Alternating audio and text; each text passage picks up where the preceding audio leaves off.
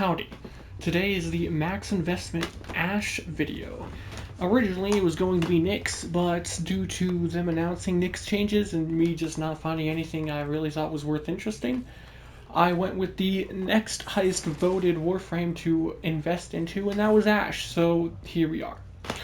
Ash is a pretty juicy frame, very strong, very convenient, or not convenient, comfortable, that's the word I'm looking for. Very comfortable to use. He is worse than he was, sort of, before Jade Shadows due to how Slash performs compared to prior to Jade Shadows because of the armor / health changes, but he's still a very strong Warframe. Now, let us go ahead and start by going over his abilities, I suppose.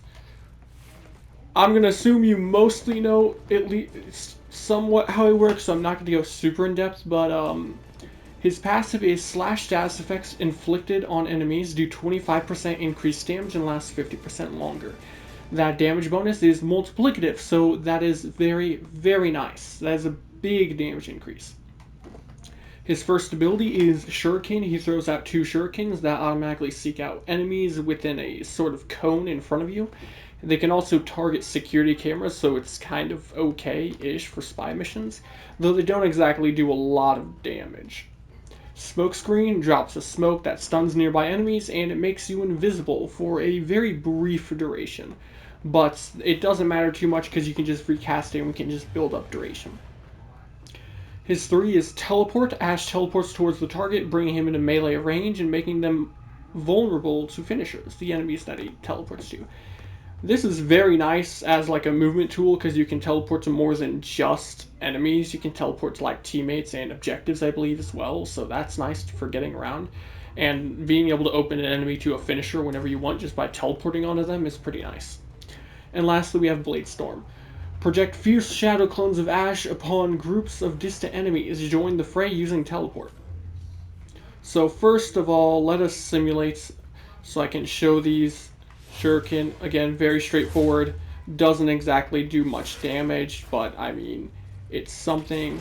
His invis is very nice. The little stun doesn't do a lot though.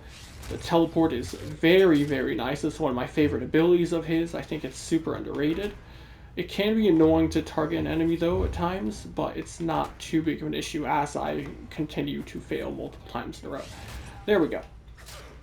It's not that bad.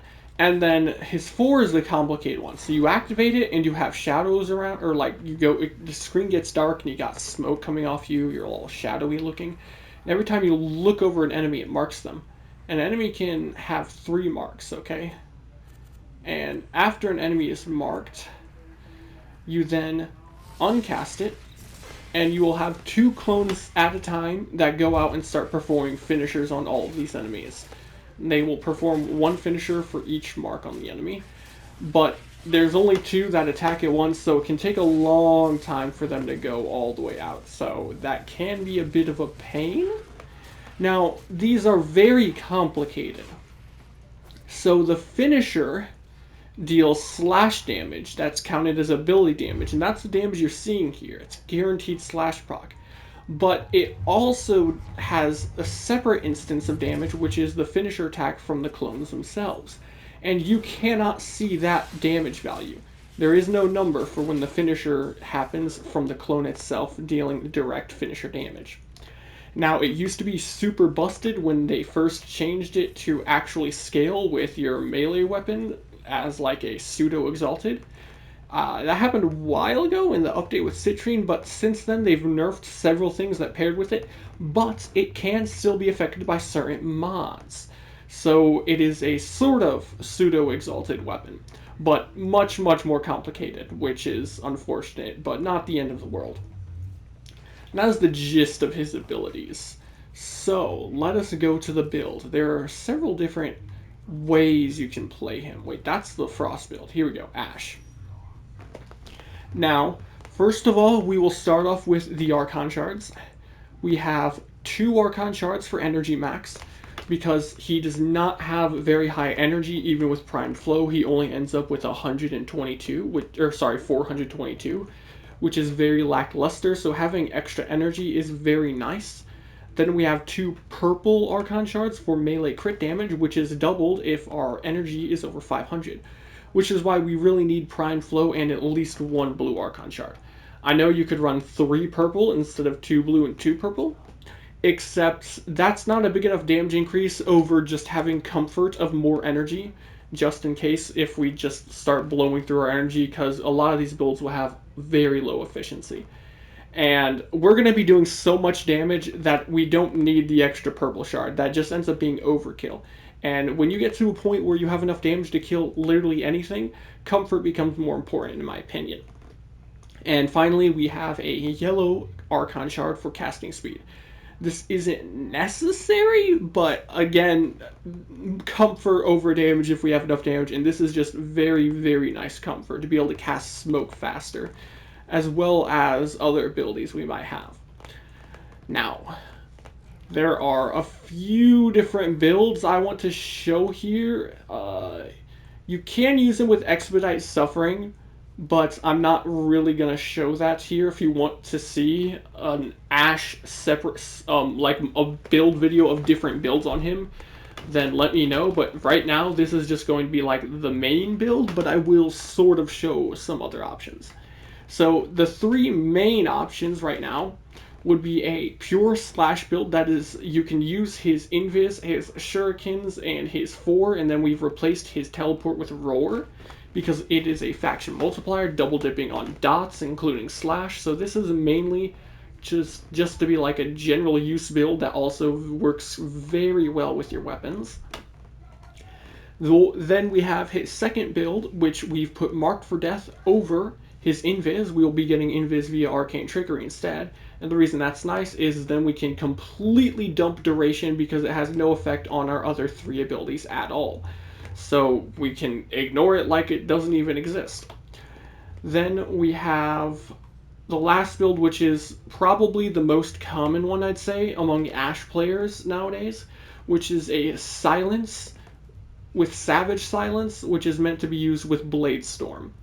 And, you know, you just kill everything. And we do have Arcane Trickery and Smoke Shadow, but that's entirely up to the player. This is just in case Arcane Trickery doesn't proc. We just have Smoke Shadow, but Arcane Trickery lasts longer, so it's just comfortable to have. Of these 3 builds, I'm going to try to sort of speed through the different ones and then stick with one, probably this build, the first one, to show in mission. So first we'll show off... actually, I want to show off this build first. I really like this build. So, we have Panzerwurzelpfeile as our companion. I will take it off for now. Actually, wait, first I'm going to show off what it has on it. This is our companion. It is just to spread viral. We get extra attack or fire rate for our weapons if we need. Tenacious Bond gives us higher crit damage. Hasten Deflection and Calculated Redirection for survivability. Pack Leader survivability. Deconstruct for more HP orbs. Plus, if we have Equilibrium, we get lots of energy.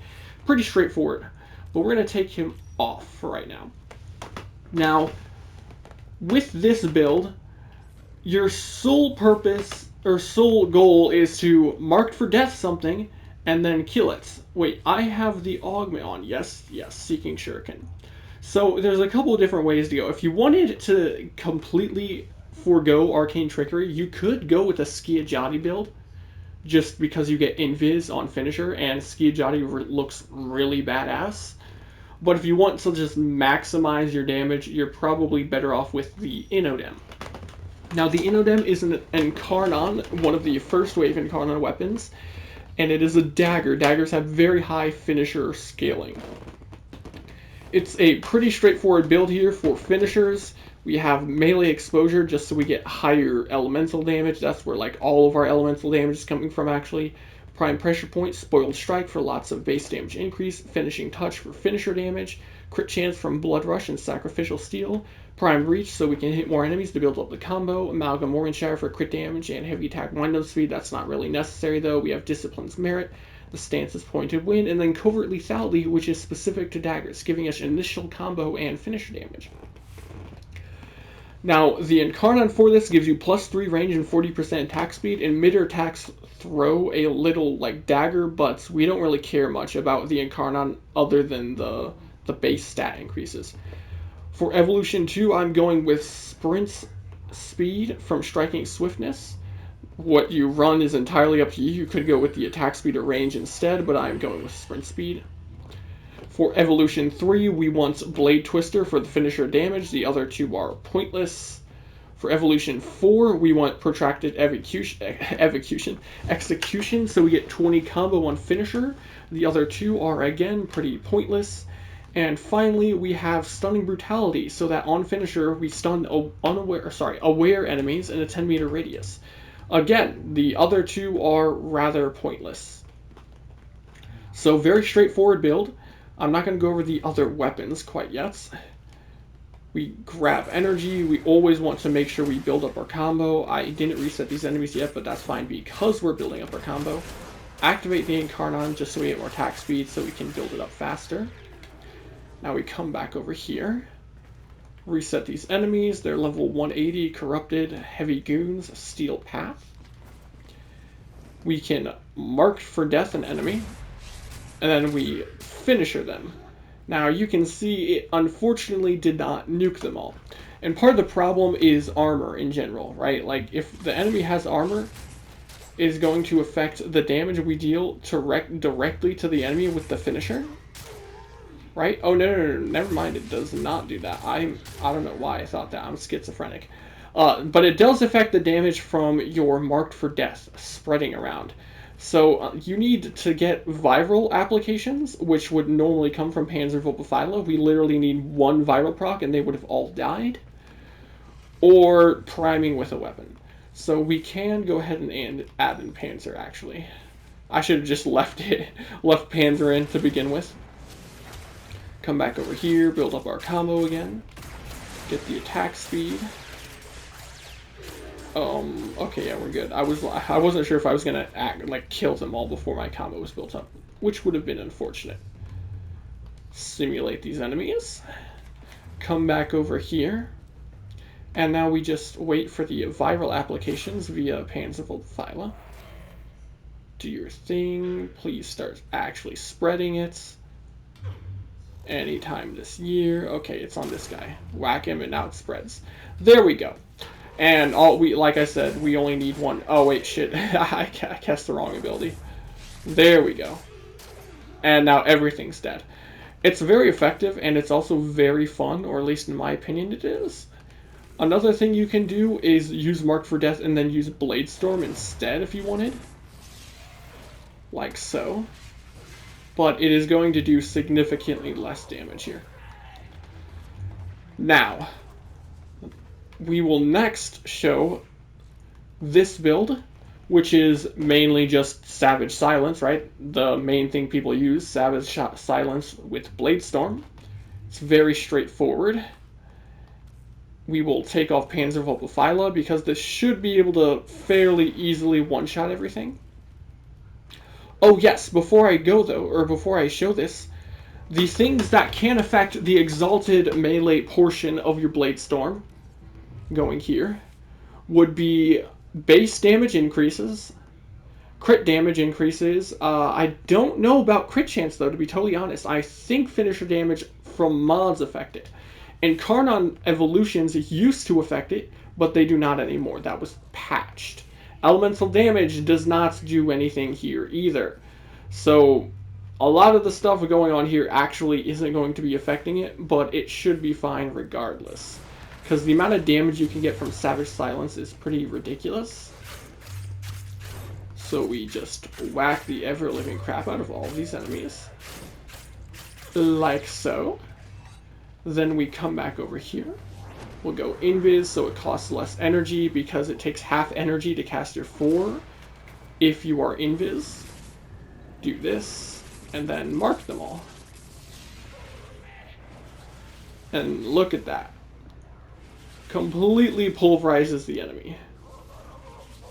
Now, the biggest problem with this should be fairly obvious, is that it takes forever to go around and do all the finishers. So you do have to wait for your clones to like attack and kill stuff. So while this is a very powerful build, I personally would rather just go with a general use build for him. And that would be with this build right here. And now I'm actually going to thoroughly explain why we have different mods on. We have Steel Charge, because it gives us lots of mod capacity, which I need right now with this build, and it also gives us melee damage, which is nice, and that also affects the damage from our Blade Storm. Prime Sure-Footed, so we don't get knocked down. Prime Continuity for duration, Burial's Hatred for a bit of efficiency, as well as a higher shield gate. Primed Flow for energy max, Narrow-Minded for duration, and we lose range, but we don't really need range in this build, so that's fine. Blind Rage for a bunch of strength, Smoke Shadow so that our teammates can go invis as well, and we also get a crit chance increase. Equilibrium, which is very nice for energy. Umbral Intensify for more strength. Molt Efficiency so we get more duration, and Arcane Energize for even more energy. Now, I know that seems like a bit of overkill, but if you're spamming your 4, it's not. In the case that you aren't, however, you can actually replace Arcane Energize here and just stick with Equilibrium because our pet will have Synth Deconstruct. In which case, I would switch this to Arcane Fury. Or if you felt like you need Survivability, I don't know why you would need more, because you should be invis all of the time, but you could go Arcane Aegis. Or if you wanted attack speed, you could go Arcane Strike. But Fury or Molt Augmented are probably going to be your best options here. Molt Augmented would scale better with Roar, but then you do have to get the kills to wait for it to build up. So I will put on Fury for right now. Now, I already showed the pets, but I'll switch back to it again real quick. Voila, Synth Deconstruct with Equilibrium. I already explained all the mods though. Very straightforward. And then for weapons, first, the primary slot is entirely up to preference. I am personally using a Latrin because it has AoE for hitting a big group of enemies, so I can destroy hordes. And on top of that is an explosion that is projectile based, meaning it can bypass damage attenuation on acolytes. Very nice. We have a pretty typical build here for viral and slash. Hunter munitions, critical delay, malignant force, rifle elementalist, galvanized chamber, semi-rifle cannonade, rhyme rounds, and vital sense. Stabilizer is the excellence, so our recoil isn't so bad. And primary dexterity, so we get calm duration, and so it's easier to keep all the stacks up than if we had, say, primary merciless, because we're going to be able to kill stuff with our melee all the time. Your secondary is, again, up to personal preference. If you want, you can go with a primer like Nucor for just sort of crowds and really good on single targets. Or you can go with Epitaph, which is great for putting cold and viral on entire crowds very quickly. Or you can go for something that is more slash-based to do big PV damage like Spectra Vandal. Because Spectra Vandal is basically just a secondary version of the Convectrix, but it's much more convenient to use. Again, though, entirely up to preference. Then, finally, the melee is also up to preference, but if I were to choose, the two most powerful would be either Glaive or Harmony, because these are both extremely powerful weapons. Glaive, because, well, I mean, it's Glaive Prime, obviously, and Glaive Prime is forced slash procs on its heavy attack, and Harmony because it's a Scythe, and Scythes have massive heavy attacks, like Scalers, and forced slash procs, and Harmony has a specific trait on it where it will detonate all of the slash procs and DOTs in general on an enemy when you heavy attack them. And it also gives status duration to yourself and teammates after getting a heavy attack kill. So this weapon is going to be better for like single target damage, I'd say, whereas Glaive is better at hitting multiple enemies. First, I will show Harmony. This is a pretty straightforward build. We have Reaping Spiral. The stance is up to you. I like this one more for just running around whacking stuff. Discipline's Merit for free heavy attacks. That's if we decide to build up our combo. Melee Afflictions because the heavy attack will knock an enemy up. So we obviously want this because then we go from 1 forced slash proc, I believe it is, to 7, which is a lot of damage. Condition Overload because then we can get more damage and we have viral on the weapon from Virulent Scourge, Vicious Frost. Lasting Stink for status duration because heavy attacks detonate all of the status procs based off of how much damage they do for the rest of their duration. So status duration is actually another damage skill here, so very important to have this. Melee Elementalist because it's another damage increase to our statuses, plus it makes heavy attack faster. Amalgam Organ Shatter for crit damage and faster heavy attacks. Prime Reach to hit more enemies, and Sacrificial Seal for crit chance, which is then doubled on the heavy attack. It's a very self-explanatory sort of build and weapon. So we don't even need to build our combo, I don't think, right? Like, we get tons of crit chance here, and then activate Roar, and everything should just die in like one hit. Like that, we just hit 446 million damage. That's a lot of damage. Now, you could run Marked for Death on this build as well instead if you wanted, because everything is just going to die instantly here.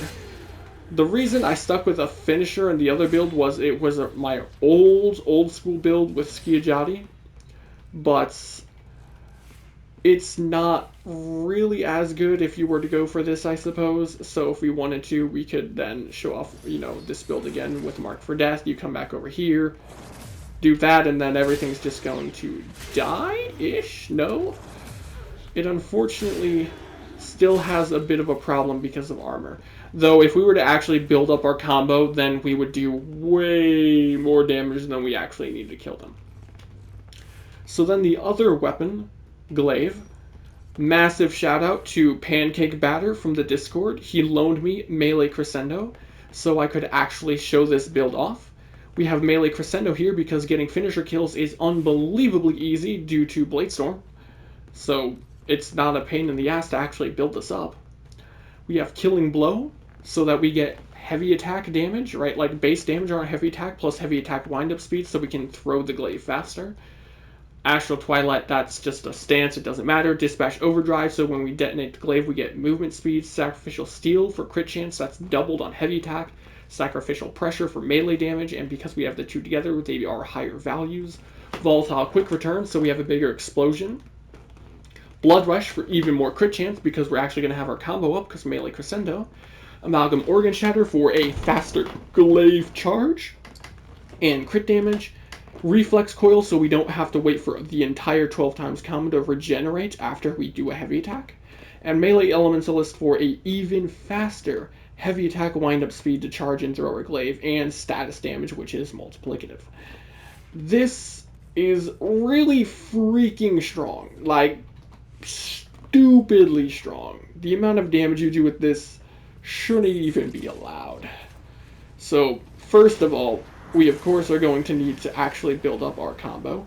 So it's nice to have the viral spread from our little Panzer, and then we just mark all these guys and wait for them to die. I'm not actually sure that I'm going to be able to get kills immediately. Oh yeah, the second finisher has it.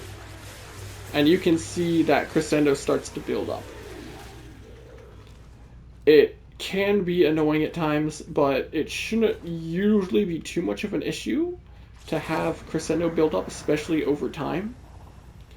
If you wanted to, you could actually replace your first ability instead of your third ability with Roar here. That way you could like teleport onto enemies and get finisher kills. The problem is we don't have a melee that's built for finisher kills, so it might still be a massive pain in the ass. But it don't matter too much.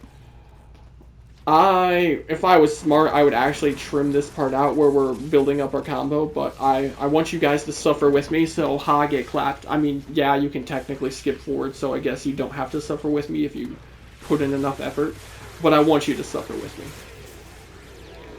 What's nice about Crescendo is that once it's built up for the entirety of your mission. So once you have it built up, like, that's it, you're chilling. We just keep doing this. One more group should hopefully be enough, I think. If I'm lucky. First, I'll let all of the viral spread just to make sure.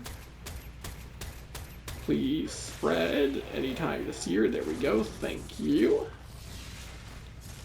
So, I don't know when they changed this, but back in the day, when you looked over an enemy, it would not mark nearly as fast as it does now. So you'd have to like look at the guy for freaking ever before it actually put on all of the marks. And it was a pain in the ass. We're almost actually built up on our combo. We're so close, yet so far. 10x. Come on. Come on, build up for Poppy already. Oh man, so close. Yet so far. Let me just make sure that it's built up correctly. Nope, still not because of how it's... I know this looks like it's a royal pain, but it's a yowzers. You know, actually, I'm probably just gonna cut this out. Ooga booga.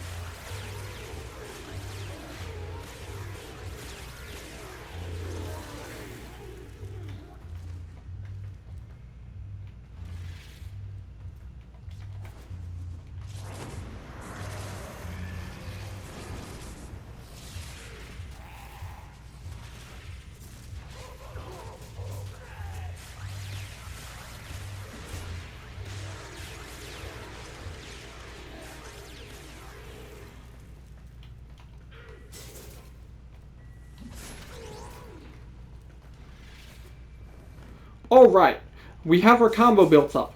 That took way too long, so it should have been trimmed out. I know, big oof, big sad, but, you know, now you don't have to suffer.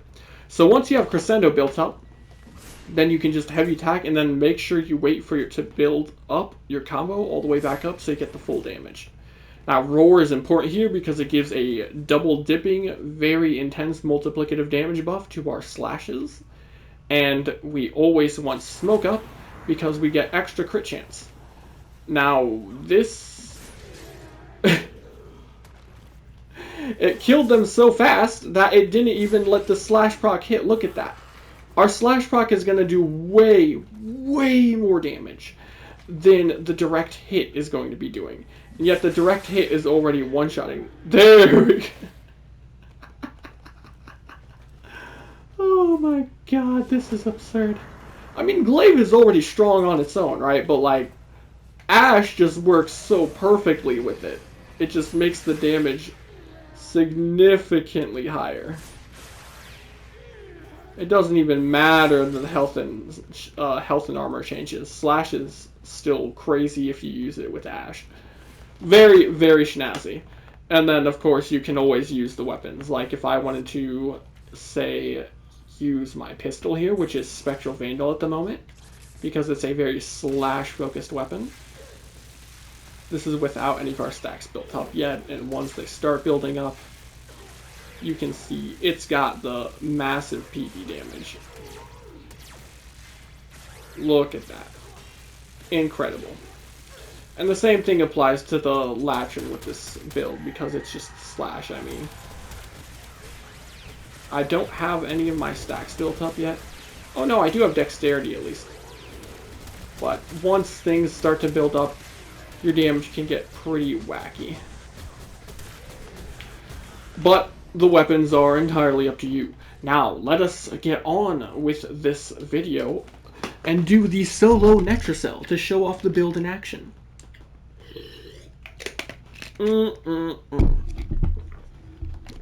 Ashy Washy. I want to say Ashy Poo, but Ashy Poo is what I call my friend Ashton. I always say, oh, Ashy Poo, Ashy Poo.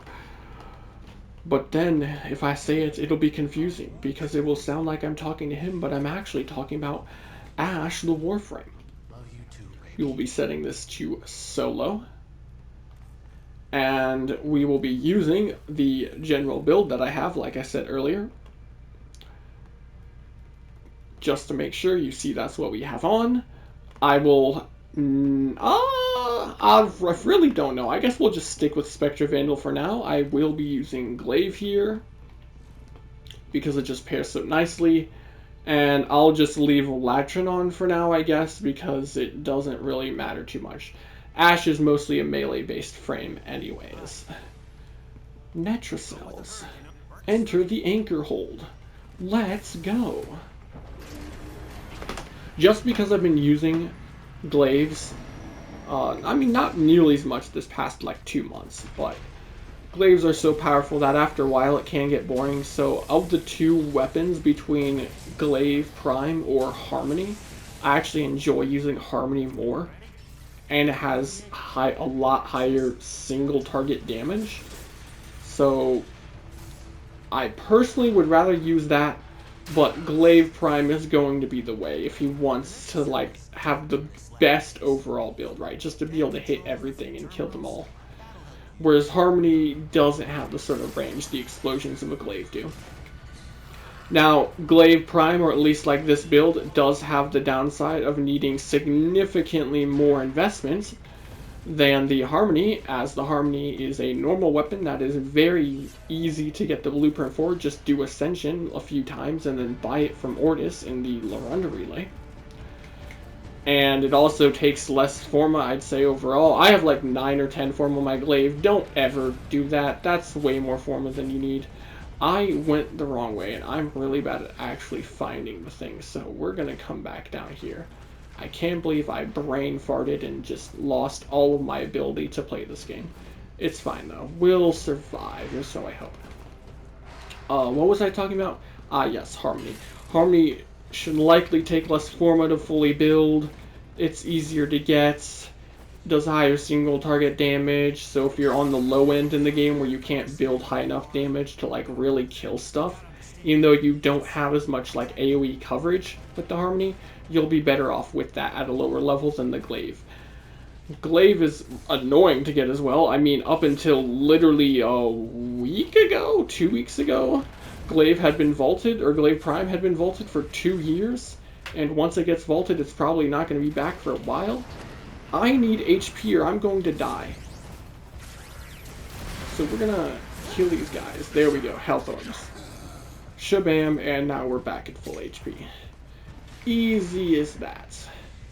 Come over here, get this last hack, and then we'll know exactly where the Netracell is. Isn't that a massive BB? Ash is a very, very good frame. He's one of the best frames to go to level cap with in Void Cascade. He's just so good, having invis and absurd amounts of slash damage. Absurds. English is not my strong suit. But you get what I mean, right? You know of his absolute power. You know what I'm talking about. Now we are going to have to build up our energy and stuff, as well as our melee crescendo, which is a bit of a pain at times, but not the end of the world. Always make sure you stay invis, and always make sure you keep roar active though when you're actually running around killing stuff. And your pet will just passively put viral on everything, so that's always a nice bonus. That's it. Kill them all. I'm going to put down an energy pad just to help us build up our energy. Overguard is a bit of a problem because abilities do significantly less damage than Overguard, or to Overguard. But you should be able to manage just fine. Look at that. We're already about like halfway with Crescendo being built up to how much we need. So, we got this. We got this in the bag. There we go. Bro, why does it keep doing that? I'm actually terrible at this game. I keep doing a mid-air attack when I'm trying to jump and then do my heavy attack. I like charge my glaive and throw it. I just wasn't holding it long enough, I don't think. I got that small PP energy, I know, big sad. Will we get an oh wait, I don't have Arcane Trickery on this build. I was about to say, will we actually get an Arcane Trickery proc, but no, because we don't have it equipped. Already onto the first Netramite. Invis, that guy don't even know where we're at. Now, some people might be like, oh, why'd you put on the shield mod? Burial's hatred when you can be invis all of the time. Well, it just gives a little extra survivability from like Eximus attacks and stuff, plus the efficiency isn't bad, right? Having the extra shield gate can be very nice and comfortable. Though if you feel like you don't need it, you obviously don't have to run a mod for extra shields. It's entirely up to you. If you wanted to commit harder to like survivability, you could go catalyzing shields instead of a mod to increase your shields, and then swap one of your other mods out for fast deflection. That would give you much higher survivability because you're not getting hit almost ever, so that then when you do get hit, your shield gate will come back almost immediately, And well, that it shouldn't be hard to let that happen by not getting hit because you'll be invis. So, you know, survivability really shouldn't be an issue if you make sure to build/play him right. I'm mostly just even using my 4 right now. I don't even need my glaive when my 4th ability is killing stuff just fine on its own. And this isn't even a build made for killing stuff with our 4th ability. Which goes to show how good Bladestorm is. Yeah, that's it. Whack them all. Whack them to death, my little shadow minions. And now we can continue to murder everything. And with our glaive having crescendo built up all the way, it should not be an issue. Look at that. Even this Necromech is getting pulverized. Necromechs are nearly borderline immune to status effects. And having 3 different mods that give heavy attack wind-up speed makes throwing glaives much, much faster. Because normally having to charge up your glaive is a real pain in the ass, but it's not nearly as bad with all 3 of these mods on, right? It's like, what, Amalgam Organ Shatter, Melee Elementalist, and Killing Blow. Actually, it's so comfortable to have that I just don't even like using glaives anymore without all 3 of them, like on my Serrata. Oh my god, it's just so much better to be able to have a faster winding speed. Makes it much more comfortable. And I'm sure it makes using a mod like, dang, I can't remember what it's called, but there's a mod that gives a multiplicative damage buff to your glaive throws if you have subsequent throws, like you just keep throwing it back to back to back to back to back, it builds up. I'm sure it makes using that a lot easier / more comfortable. I wouldn't know because I haven't tried that with all of the mods that make you charge your heavy attack faster, whatever, because I don't ever use that mod in general.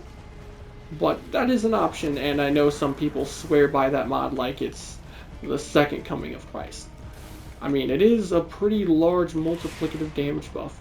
It's just that it requires you to use nothing but the glaive over and over and over and over and over, which can get very tedious at times. As somebody that's spammed a glaive all the way up to level cap, when you use a glaive for that long, if you're someone like me that gets bored easily, then it can be annoying.